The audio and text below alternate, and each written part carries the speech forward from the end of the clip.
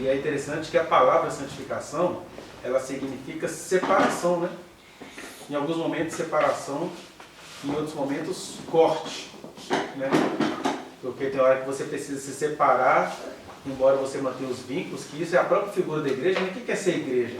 É a gente manter a comunhão dos santos, né? Embora a gente seja separado, a gente está unido pelo Espírito de Jesus, é unidade, né? Cada um sendo cada um, mas todo mundo entendendo que nós somos uma unidade, porque nós temos a mesma vocação, porque nós somos salvos por Jesus, porque Ele mudou a percepção de todos nós. Então, essa santificação tem significado de separação. Mas em outros momentos ela vai ter o significado de corte, né? A gente não pode estar vinculado ao velho homem. A gente precisa romper com a velha vida, com as velhas percepções. Isso é santificação. Mas o que eu acho legal é a construção que o autor fez, seja ela consciente ou não, porque se santificação significa separação, primeiro ele fala, sem essa separação, sem essa dedicação, sem essa transformação que acontece no dia a dia, ninguém verá o Senhor. Ninguém. Então, quem tem certeza da salvação, tem também certeza que vai ser santificado antes de morrer. Né? Tem a certeza da salvação. A salvação pertence a Deus. A certeza de salvação pertence a nós. Então, todo aquele que tem certeza de salvação e não se santificou, já deveria começar a se perguntar. Né? Então, se de um lado santificação é separação, ele chega e fala assim no versículo 15, atentando diligentemente, porque ninguém seja faltoso, separando-se da graça de Deus. Olha o trocadilho que ele faz aí, não sei se percebendo ou não, né? Então, se santificação é separação, a gente chega num momento em que a gente vai se separando tanto, vai ficando tão separado, vai ficando tão exclusivo, vai ficando tão correto, tão metódico, tão não se mistura, que a gente vai se separando mesmo da graça de Deus. E santificação tem que ser uma separação do velho homem, uma separação da velha criatura, uma separação das lógicas deste mundo. Mas a gente vai se separando tanto das lógicas deste mundo que a gente acaba se separando mesmo da graça de Deus. Que é aquela coisa assim, eu tenho Jesus na vida, você não tem. Por isso que você tem enfermidades, por isso que aquele país é amaldiçoado, por isso que até o pecado dos cristãos fica justificado, porque os cristãos eles servem a Cristo. Isso é que é importante. Né? Que é aquele preconceito dos que se separam em relação aos que se santificam. Né? Os que se separam entendem que se o cara é heterossexual, não tem problema, ele pode estuprar, ele pode praticar pedofilia, essas coisas o homem faz mesmo, mas ele é heterossexual. Agora, se a pessoa é homoafetiva e ela vive eticamente, ela é monogâmica, tudo certinho, não, mas é porque é contra a natureza. Como se fosse da natureza o homem assediar, estuprar, fazer covardia, né? Então acaba que essa separação, que deveria ser santificação, acaba se transformando em separação da graça de Deus. E a pessoa vai ficando tão firmada nas suas concepções, nas suas tradições, nos seus costumes, nos seus cultos, nos seus rituais, nas suas certezas, nas suas ideologias político-filosóficas, ideológicas, e ela começa a pensar, ser santo é isso, ser santo é ter uma tradição. Amém. Por isso que ele vai falando, cuidado que nessa caminhada ninguém seja faltoso separando-se da graça de Deus, e nem haja alguma raiz de amargura que brotando vos perturbe, e por meio delas muitos sejam contaminados. Nem haja algum impuro ou profano, como foi Esaú, o qual por um repasto vendeu o seu direito de primogenitura. Pois sabeis também que posteriormente, querendo herdar a bênção, foi rejeitado, pois não achou lugar de arrependimento, embora com lágrimas o tivesse buscado. Aqui é que a gente vai chegar numa outra coisa que eu gostaria de falar com vocês, né? Nos versículos 16 e 17. Que a santificação, esse cuidado da gente não se separar da graça de Deus, e se separar da graça de Deus é a própria desgraça, né? Porque você vai ficando tão maravilhoso que a graça A gente vai vendo um monte de pessoas aí falando isso, graça barata. Como é que eles falam? Tem um outro termo. Hipergraça. Isso, hipergraça. É um novo termo acadêmico para zombar da graça de Deus. É chamado de hipergraça. E esse termo já mostra que alguns, com o tempo, vão se tornando amargos e vão se separando da graça de Deus.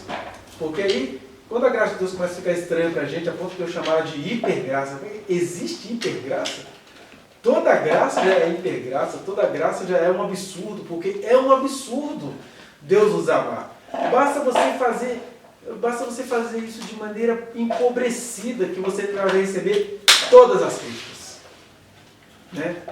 Pegue-se aí, que me acompanha, eu estou sendo chamado de obsessivo, compulsivo, apaixonado, safado, sei lá mais o quê, porque eu estou muito preocupado com uma situação que quando você começa a ter percepção da graça de Deus, você entende do que é que Deus te perdoou e do que é que você deveria aprender a perdoar as pessoas. Aí é o caso lá do menino Henrique, eu até pedi oração para vocês há 15 dias, onde todas as minhas manifestações pela mulher que hoje está presa, ela acabou sendo presa, é vista pelas pessoas que foram agraciadas com a graça de Deus, elas começam a achar que isso é uma hipergraça, que isso é uma desgraça, que isso é uma obsessão, que isso é uma idiotice.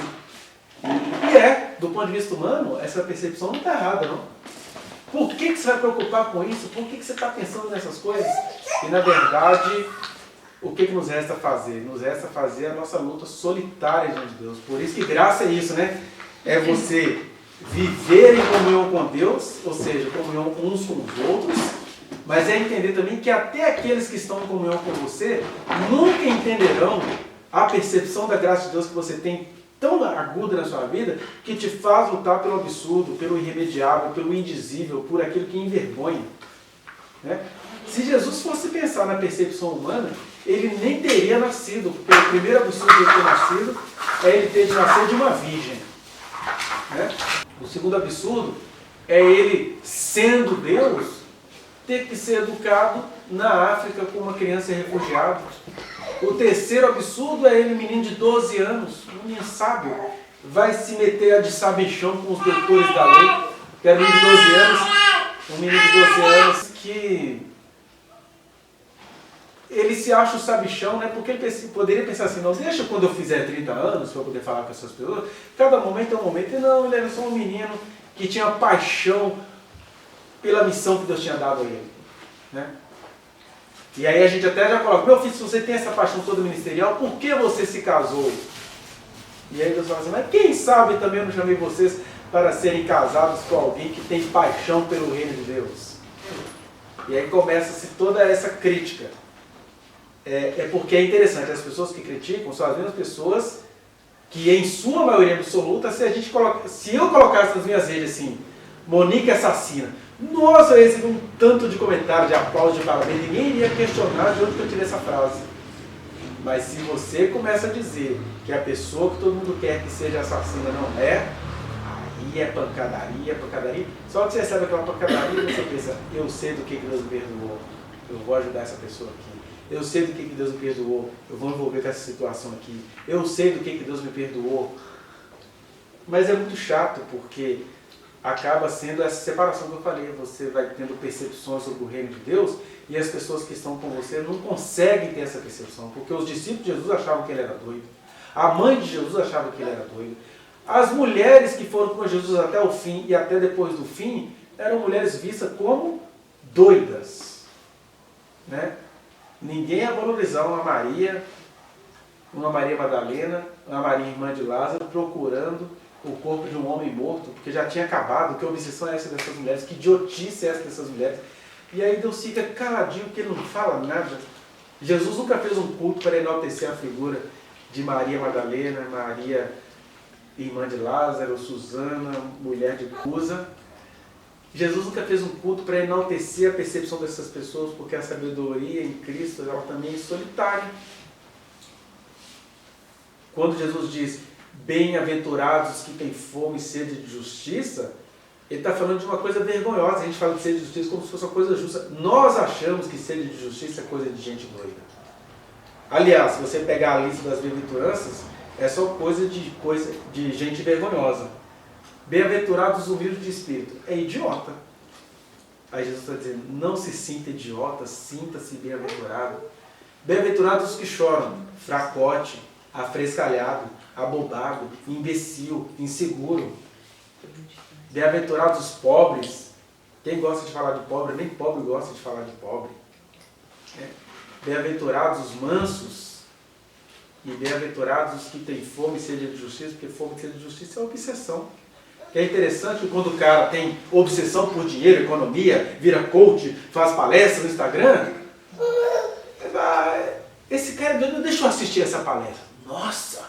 Agora, quem tem fome e sede de justiça é doido, é amargurado, é atormentado, não sabe falar de outra coisa, é idiota, troca o assunto. É interessante que, enquanto o cara fala de economia todas as vezes, ninguém acha que ele tem que trocar de assunto. Mas se ele fala da sua fome e sede de justiça, ele é doido. Por isso que as mulheres são vistas como doidas, né? Porque são sobretudo elas que estão todos os dias em alguma situação de fome e sede de justiça. Né?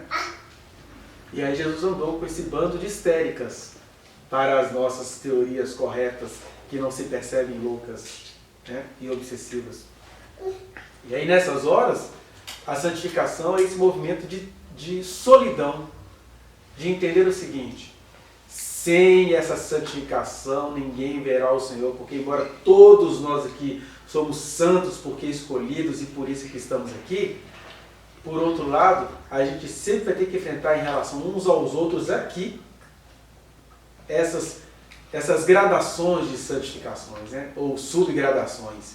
Eu tenho que ser separado do mundo, e aí eu tenho de discernir a minha conjugalidade, eu tenho de discernir essa comunhão aqui, que tem gente que é para estar aqui, tem gente que não é para estar. São as subgradações da santificação.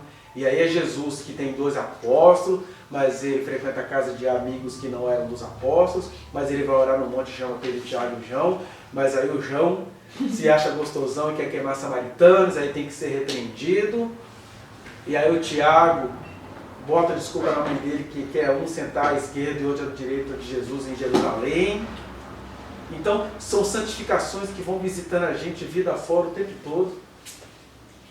E que, na maioria das vezes, você fala assim, puxa, estou sozinho mesmo. O Paulo experimentou essa santificação porque ele foi ficando sem ninguém, literalmente, porque aqueles que estavam com ele não tinham expressividade ministerial. Ele acaba sozinho, degolado, né? E com os outros santos em Cristo Jesus, lá em Jerusalém, pregando. Aí depois que ele morre, conforme falou o renomado irmão Paulo, que escrevia coisas difíceis de entender, né? Aliás, Paulo não é entendido até hoje pelos pastores. Mas ainda assim a ordem não faz curva. A ordem é seguir a paz com todos e a santificação. Sem a santificação, ninguém verá o Senhor. Porque a gente logo troca a santificação pela paz com todos. E às vezes para você ser santo, você vai seguir a paz com todos, mas não vai conseguir ter paz com alguns. Porque vá no link que está aqui na descrição e acesse a reflexão na íntegra. Não se esqueça de dar o like nesse trechinho de vídeo, compartilhá-lo e se inscrever neste canal, apertar o sininho para você receber as notificações. Muito obrigado.